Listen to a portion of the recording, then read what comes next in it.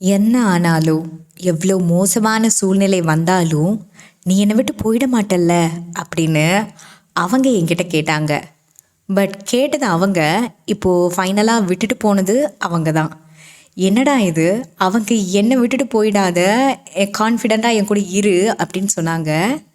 இப்போ கடைசியில் ஏதோ ஒரு ரீசன் சொல்கிறாங்க. அந்த ரீசன் அக்செப்டபுளாகவே இல்லை அப்படிங்கிற அளவுக்கு இருக்கே அப்படின்னு யோசிச்சுட்ருக்கீங்களா? எஸ், போன வீடியோவில் நான் சோல்மேட் பற்றி பேசியிருந்தேன். அப்போ நிறைய பேர் என்கிட்ட கேட்டிருந்தாங்க, அப்போ சோல்மேட் அப்படின்னா இவ்வளவு தான் இருக்கும் அப்படின்னா, அப்போ என் ரிலேஷன்ஷிப் என்ன? என் ரிலேஷன்ஷிப்பில் வந்துட்டு ஹோப் கொடுத்துட்டு என் வாழ்க்கையை விட்டு எனக்கு வெளியேறி போயிட்டாங்களே, அப்போ இந்த ரிலேஷன்ஷிப்க்கு நேம் என்ன அப்படின்னு சொல்லி நிறைய பேர் என்கிட்ட கேட்டிருந்தாங்க. ஸோ இன்றைக்கி உங்களுடைய கேள்விகளுக்கு பதிலாக தான் இந்த பர்டிகுலர் வீடியோ நிச்சயமாக இருக்க போகுது. ஸோ வீடியோக்குள்ளே போகிறதுக்கு முன்னாடி நான் நிறைய பேருக்கு லா ஆஃப் அட்ராக்ஷன் ரிலேட்டடான கிளாஸஸ் எல்லாம் ப்ரொவைட் பண்ணிகிட்ருக்கேன். அண்ட் தென் சைக்கலாஜிக்கல் ரீதியான கவுன்சிலிங் எல்லாம் ப்ரொவைட் பண்ணிகிட்ருக்கேன். ஒரு ரிலேஷன்ஷிப்பை நம்ம எப்படி பாதுகாக்கணும், நம்ம ரிலேஷன்ஷிப்பில் நம்மளுடைய ரோல் என்ன, ஏன் நம்மளுடைய ரிலேஷன்ஷிப் நம்ம கண்ட்ரோலில் இல்லை, நம்மளோட பார்ட்னருடைய மனநிலை என்ன, அவங்களோட லாங்குவேஜ் என்ன, அவங்களோட லாங்குவேஜை எப்படி தெரிஞ்சுக்கிட்டு அதுக்கேற்றாப்புல நம்மளை எப்படி ப்ரோக்ராம் பண்ணுறது அப்படிங்கிற மாதிரியான நிறைய கவுன்சிலிங் அண்ட் கிளாஸஸ் எல்லாம் ப்ரொவைட் பண்ணிகிட்ருக்கேன். ஒருவேளை இது போன்ற லா ஆஃப் அட்ராக்ஷன் ரிலேட்டடான அண்ட் சைக்கலாஜிக்கல் ரீதியான கிளாஸஸ் அண்ட் கவுன்சிலிங்கில் நீங்கள் ஜாயின் பண்ணணும் அப்படின்னு நினைக்கிறீங்கன்னா, கீழே டிஸ்பிளே ஆகிட்டு இருக்கக்கூடிய நம்மளுடைய வாட்ஸ்அப் கான்டாக்ட் நம்பருக்கு மெசேஜ் பண்ணுங்கள். நம்மளுடைய கிளாஸஸ் அண்ட் கவுன்சிலிங் இது எல்லாமே பார்த்தீங்க அப்படின்னு சொன்னால் பர்சனல் ஃபோன் காலில் தான் நடக்கும். யாருக்கும் குரூப் போட்டு வச்சுட்டு ரேண்டமாக ஏதோ ஒரு ஆடியோ அனுப்பி அதன் மூலமாக எக்ஸ்ப்ளனேஷன் கொடுக்கறது அப்படியெல்லாம் இருக்காது. பர்சனலாக ஒவ்வொருத்தவங்ககிட்டையும் தனிப்பட்ட முறையில் பேசி அவங்களுடைய மனநிலையை புரிஞ்சுக்கிட்டு அதற்கு ஏற்ற healing and practices and counselling தான் நான் ப்ரொவைட் பண்ணிட்டுருக்கேன். ஒருவேளை இது போன்ற கிளாஸஸ் அண்ட் கவுன்சிலிங்கில் நீங்கள் ஜாயின் பண்ணணும்னு நினைக்கிறீங்கன்னா மறக்காமல் கீழே டிஸ்பிளே ஆகிட்டு இருக்கக்கூடிய நம்மளுடைய வாட்ஸ்அப் கான்டாக்ட் நம்பருக்கு மெசேஜ் பண்ணுங்கள். Okay fine. நம்ம வாழ்க்கை போரிங்காவோ அல்லது நார்மலாகவோ போயிட்டுருக்கோம். அதாவது பெருசாக பிரச்சனைகளும் இருக்காது, பெருசாக பார்த்தீங்க அப்படின்னா சந்தோஷமும் இருக்காது, இன்ட்ரெஸ்டிங்காகவும் லைஃப் இருக்காது, போரிங்காகவும் இருக்காது. அந்த மிடில் ஸ்டேஜில், அந்த க்ரே பாயிண்டில் லைஃப் அப்படியே போயிட்டுருக்கும். நாமளும் நம்ம வாழ்க்கையை இன்ட்ரெஸ்டிங்காக மாற்றிக்கணும் அப்படின்னு சொல்லி முயற்சி செஞ்சிட்ருப்போம். இன்னும் சில பேர்லாம் பார்த்தீங்க அப்படின்னா அப்போ தான் அவங்க வாழ்க்கையில் ஒரு புயல் அடித்து ஓஞ்சிருக்கும். ஒரு பெரிய பிரச்சனையிலேருந்து வெளியில் வந்திருப்பாங்க. அப்பாடா இனிமேல் பீஸ்ஃபுல்லாக வாழணும், நிம்மதியாக வாழணும், சரியான நபர்களோடு வாழணும் அப்படின்னு முடிவு பண்ணிட்டு வெளியில் வந்திருப்பாங்க. ஸோ அந்த தருணத்தில் அந்த இயல்பு வாழ்க்கையை நம்ம மாற்றிக்க முயற்சி செய்யும்போது நமக்கே தெரியாமல் ஒரு நபர் மின்னல் மாதிரி நம்ம வாழ்க்கையில் வருவாங்க. சினிமாலெலாம் வர மாதிரி நம்மளுடைய எண்ணங்களில் ஒரு ஷாக் அடிக்கும். ஐ மீன் ஸ்பார்க் இல்லையா? நம்ம எல்லோரும் ஸ்பார்க் வரணும் அப்படின்லாம் சொல்லுவோம் இல்லையா? அந்த ஸ்பார்க் ஒன்று க்ரியேட் ஆகும்.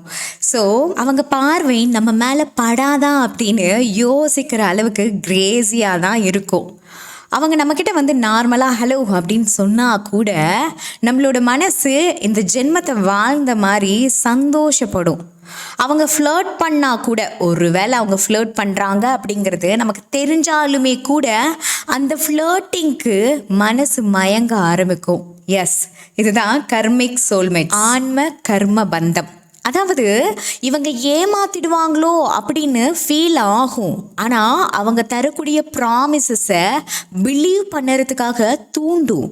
ஒரு பீரியடில் அவங்க சொல்கிறது எல்லாமே தான் உண்மை, நமக்குள்ளே ஃபீல் ஆன அந்த ஃபீலிங்லாம் பொய், அவங்க தான் சொல்கிறது உண்மை, அவங்க பர்ஃபெக்டான ஆள், அவங்க தான் நம்மளுடைய லைஃப் பார்ட்னரு அப்படின்னு நமக்குள்ளேயே ஃபீல் ஆகிட்டே இருக்கும். சிம்பிளாக சொல்லணும் அப்படின்னா 24/7 அவங்களுடைய சிந்தனைகள் மட்டும்தான் இருக்கும். அவங்களுடைய சிந்தனைகள் தாண்டி வேறு எதுவுமே இருக்காது. அந்த சிந்தனைகளை தாண்டி வேறு எங்கேயாவது போயிடுச்சு அப்படின்னா இவங்க ரொம்பவுமே கஷ்டப்படுவாங்க. ஐயோ அவங்கள பற்றி யோசிக்கலையே, மறுபடியும் அவங்கள பற்றி யோசிப்போம் அப்படின்னு 24 மணி நேரமும் வாரம் முழுக்க மாதம் முழுக்க அவங்கள பற்றியே சிந்தனைகளை ஓட விட்டுக்கிட்டே இருப்பாங்க. ஸோ ஃபைனலி இந்த ஃபீலிங் உங்களுக்கு மட்டும்தான் இருந்ததா அப்படின்னு கேட்டால் நிச்சயமாக இல்லை. இதே சேம் ஃபீலிங் உங்களை கவர வந்தாங்க இல்லையா, அவங்கக்கிட்டேயும் இருக்கும். 24 மணி நேரமும் உங்களோட தாட்லேயே அவங்களும் இருப்பாங்க. ஓகேங்களா? இல்லை நான் மட்டும் தான் திங்க் பண்ணிட்டு இருந்தனோ அப்படின்லாம் நீங்கள் நினச்சிடாதீங்க. சேம் திங்க் அவங்களும் உங்களை மாதிரியே உங்கள் மேலே ரொம்ப கிரேஸியாக இருப்பாங்க. உங்களை பார்த்தாவே அந்த ஸ்பார்க் வந்தது அப்படிங்கிறதெல்லாம் உங்ககிட்டயே ஷேர் பண்ணியிருப்பாங்க. சம்டைம்ஸ் உங்ககிட்ட வாய் விட்டே கேட்டிருப்பாங்க, என்னை விட்டுட்டு போயிட மாட்டேல்ல, என்னை விட்டுட்டு போயிட்டீங்கன்னா எனக்கு லைஃபே இல்லைன்னு சொல்லுவாங்க. பிகாஸ் அவங்களும் கெட்டவங்களாம் இல்லை. ஓகேங்களா? நம்ம நினைக்கிற மாதிரி அவங்க விட்டுட்டு போயிட்டாங்க அப்படின்னோடனே அவங்களும் கெட்டவங்க, அவங்க ரொம்ப டேஞ்சரான பர்சன் அப்படின்லாம் நம்ம முடிவு பண்ணிட முடியாது. அவங்களும் நீங்கள் எப்படி அவங்கள பார்த்து ஃபீல் பண்ணீங்களோ அதே மாதிரி அவங்களும் உங்களை பார்த்து ஃபீல் பண்ணுவாங்க. ரொம்பவே கிரேஸியாக இருக்கும். என்னடா இந்த முட்டாள்தனமாக இருக்குது அப்படின்வாங்க. ஆனால் ஃப்ளர்ட்டிங் 2 பேருமே மாற்றி மாற்றி பண்ணிக்கிட்டாலும் அது தப்பாகவே 2 பேத்துக்கு தெரியாது. அந்த அளவுக்கு அந்யோன்யம் சிறப்பாக இருக்கும். ஸோ அதனால் அவங்க நம்மளை விட்டு போயிருக்காங்க அப்படின்னா அவங்க பிளான் போட்டு ஸ்கெட்ச் போட்டு நம்ம லைஃப்குள்ளே வந்திருக்காங்க அப்படின்னு அர்த்தம்னு எடுத்துக்கக்கூடாது. ஓகேங்களா? அவங்களும் நீங்கள் என்ன எக்ஸாக்டாக ஃபீல் பண்ணீங்களோ அதே மாதிரியான ஃபீலிங் தான் அவங்களுக்கும் இருக்கும். அப்புறம் ஏங்க என்னை விட்டுட்டு போனாங்க, அப்போ அவங்களோட காதல் பொய் இல்லையா, விட்டுட்டு போயிட்டாங்கல்ல அப்படின்னு சொல்கிறீங்களா? அதுக்கான ஆன்சரை பார்க்கலாம். ஸோ 2 பேருக்குமே ஈக்குவலான எமோஷன்ஸ் அண்ட் ஃபீலிங்ஸ் இருக்கிறதுனால மன ரீதியான அடிக்ஷன் உருவாகும் 2 பேர்கிட்டையுமே. அதே சேம் டைம் உடல் ரீதியான அடிக்ஷனும் 2 பேர்த்துக்கிட்டையுமே உருவாகும். அந்த பாயிண்ட்ல தான் இந்த ரிலேஷன்ஷிப் டாக்ஸிக்காக மாறும். ஓவர் பொசசிவ்னஸ் இருக்கும், ஓவர் எமோஷனல் கனெக்ஷன் இருக்கும், ஓவர் ஃபிசிக்கல் கனெக்ஷன் இருக்கும். இது எல்லாமே ஏற்பட்டு என்ன பண்ணும் அப்படின்னு சொன்னால் அதிகப்படியான காதலே ஒரு பீரியட்ல ப்ராப்ளம்ஸை கிரியேட் பண்ணுறதுக்கு காரணமாக அமைஞ்சிடும். நிறைய பேர் இந்த மாதிரி பிரிஞ்சவங்கெல்லாம் இருப்பாங்க இல்லையா, அவங்கள்ட்ட போய் கேட்டிங்கன்னா அவங்க பிரச்சனையை பற்றி லாஸ்ட்டில் தான் சொல்லிட்டு இருப்பாங்க. ஓகேங்களா? அவங்க இப்படி பண்ணிட்டாங்க அப்படி பண்ணிட்டாங்கன்னு. ஆனால் நீங்கள் எப்படி அவங்கள நம்பி போனீங்க, நீங்கள் எப்படி அவங்கள லவ் பண்ணீங்க, அவங்கள எப்படி நீங்கள் ஃபஸ்ட்டு இப்படிலாம் இருக்காங்க ஃபைனலி. ஆனால் எப்படி ஸ்டார்டிங்கில் அவங்க இருந்தாங்கன்னா, ஸ்டார்டிங்கில் அவங்க ஆஹா ஓஹோன்னு இருந்தாங்க, என்னுடைய தாட்டும் அவங்களோட தாட்டும் செம்மையாக மேட்ச் ஆகும், பயங்கரமாக சிங்க் ஆகி தான் இருந்தோம், நாங்கள் ஃபிசிக்கல்லாம் அண்ட் மென்டலாக ரொம்பவுமே கனெக்ஷனில் இருந்தோம், அதாவது சொல்லுவாங்க இல்லையா நகமும் சதையும் மாதிரி, அப்படியெல்லாம் இருந்தோம், உடலும் உயிரும் மாதிரிலாம் இருந்தோம் அப்படின்னு தான் சொல்லுவாங்க. அதற்கு பிறகு அந்த உடல் ரீதியான மன ரீதியான கனெக்ஷன் எல்லாம் முடிஞ்சதுக்கு பிறகு காலப்போக்கில் அதீதமான பொசசிவ்னஸ் உருவாகும், அதிகமான அட்வான்டேஜ் உருவாகும். ஸோ அதிகப்படியான காதலே என்ன ஆகும் அப்படின்னு சொன்னால் அந்த காதல் முறிவுக்கு காரணமாக மாறி போயிடும். இன்னும் சொல்லப்போனால் சில பேர்லாம் பார்த்தீங்க அப்படின்னா அந்த கிரேசி ஃபீலிங்கில் சில மாதங்கள் ஒரு 9 மாதத்துக்குள்ளே தான் இருக்கும். ஓகேங்களா? இந்த 9 மாதத்துக்குள்ளேயே லவ் பண்ணுவாங்க. சூப்பராக அந்த அந்த ஒரு தன்மையெல்லாம் சூப்பராக இருக்கும், ஹெல்த்தியாக இருக்கும், ரொம்ப ஜாலியாக இருக்கும். ஸோ 9 மாதத்துக்குள்ளேயே ஸ்பீடாக பேசி ஸ்பீடாக கல்யாணமே முடிச்சுக்குவாங்க. ஓகேங்களா?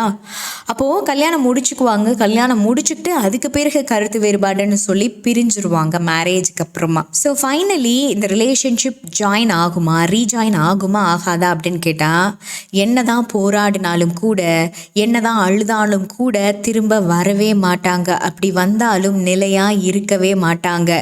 திரும்ப வந்தாலும் கூட சரி, அவங்களுக்கும் நம்ம மாதிரியே கிரேசி ஃபீலிங் இருந்து மறுபடியும் வந்தாலுமே கூட அகெயின் அவங்கள அறியாமலேயே அவங்க உங்களை ஹர்ட் பண்ணுறதுக்கு நிறையவே சான்சஸ் இருக்குது.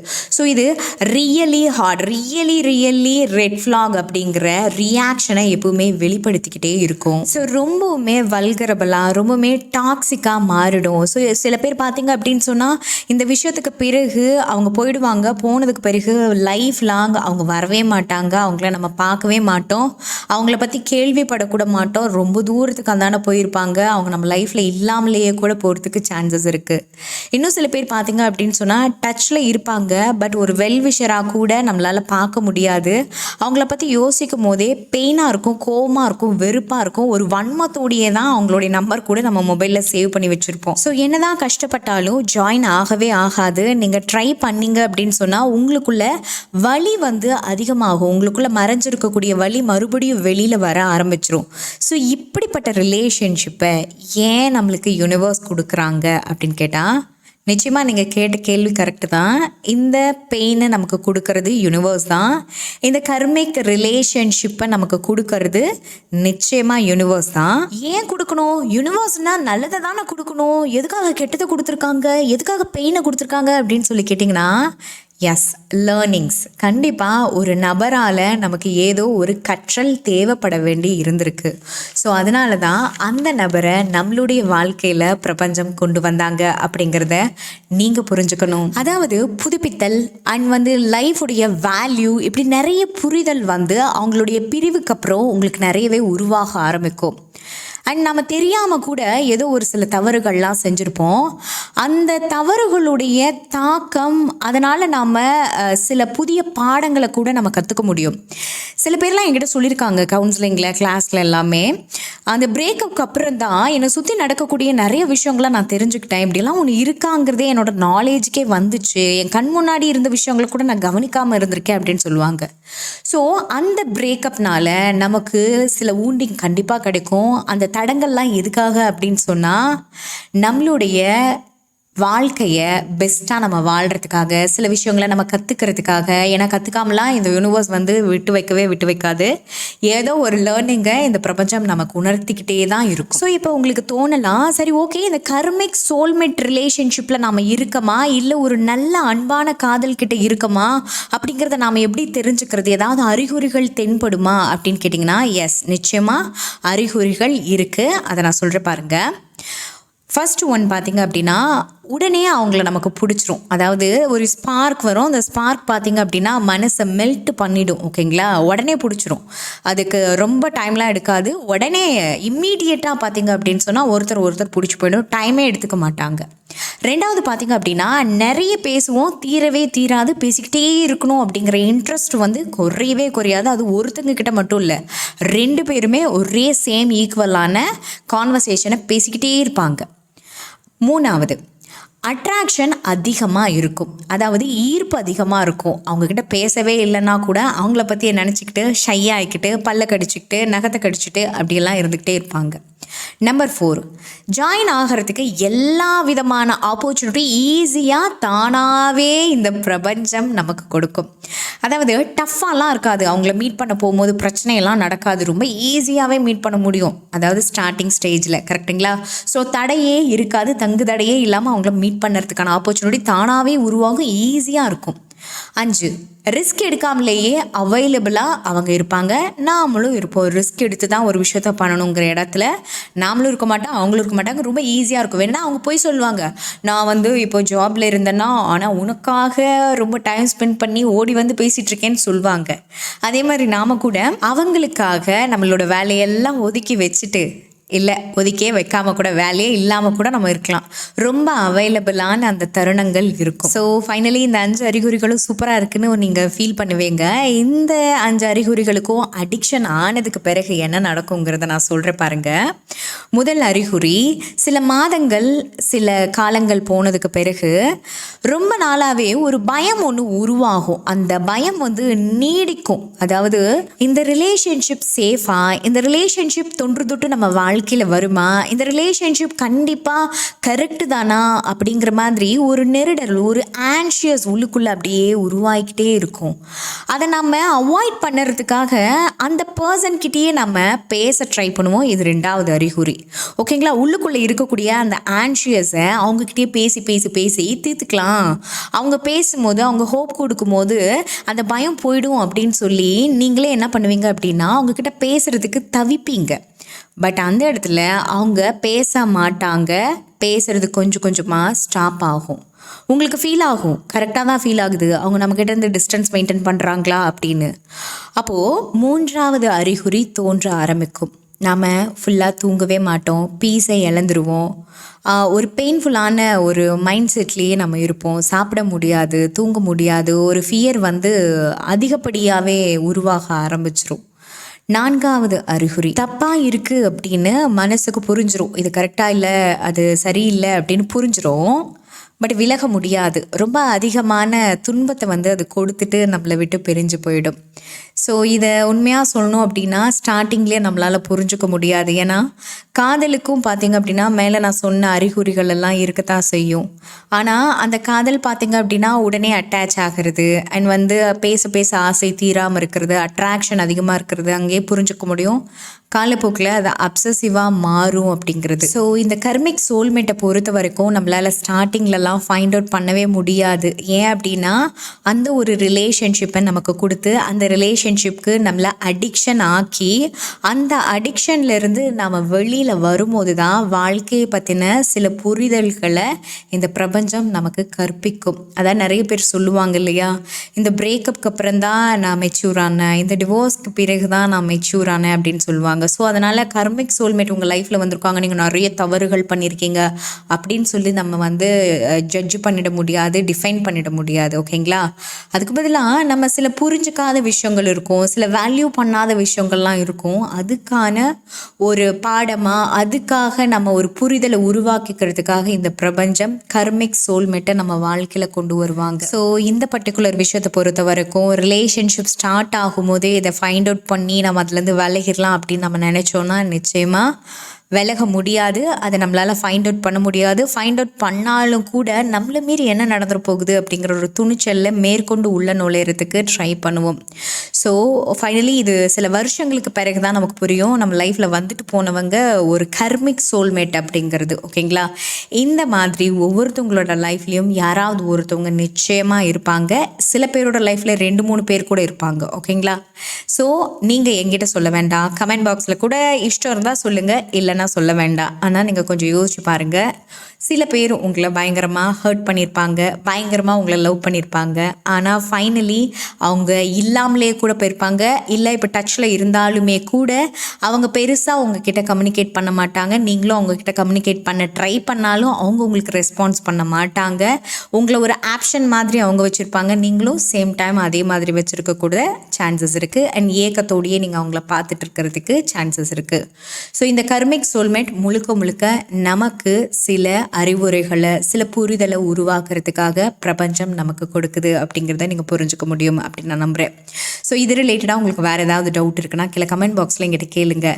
அல்லது நிறைய பேர் சொல்கிறாங்களே ட்வின் ஃப்ளேம்னா யார் அப்படின்லாம் நிறைய பேர் கேட்குறாங்க. அண்ட் கர்மிக் ரிலேஷன்ஷிப்னு ஒன்று இருக்குது, அப்படின்னா என்ன அப்படிலாம் நிறைய பேர் கேட்குறீங்க. ஸோ நான் அடுத்த வீடியோவில் இந்த 2 விஷயத்துக்கான எக்ஸ்ப்ளனேஷனை உங்கள் எல்லாருக்கூடவும் ஷேர் பண்ண போகிறேன். ஸோ அதில் உங்கள் எல்லாருக்குமே புரிஞ்சிடும் நாமெல்லாம் எந்த கேட்டகரியில் இருக்கோம் அப்படிங்கிறது. Okay fine. நான் 2 புத்தகங்கள் எழுதியிருக்கேன். ஒன்று பேராற்றலின் பிறப்பிடம், மற்றொன்று உறக்கத்தின் உளவியல். இந்த 2 புத்தகங்களையும் நீங்கள் வாங்கி படிக்கணும் அப்படின்னு நினைக்கிறீங்கன்னா புத்தகத்துடைய லிங்க்குகளை டிஸ்கிரிப்ஷனில் கொடுத்துருக்கேன். மற்றும் புத்தகம் கிடைக்கும் இடம் அப்படின்னு சொல்லி எடுத்துக்கிட்டிங்கன்னா அமேசான், நோஷன் ப்ரெஸ், ஃப்ளிப்கார்ட் இந்த 3 தளங்களில் இப்போ அவைலபிள் இருந்துருக்கு. முடிஞ்சதுன்னா உங்களுக்கு விருப்பம் இருக்குது அப்படின்னா வாங்கி படிச்சுட்டு உங்களுடைய கமெண்ட்ஸை எங்கிட்ட ஷேர் பண்ணுங்கள். தேங்க்யூ.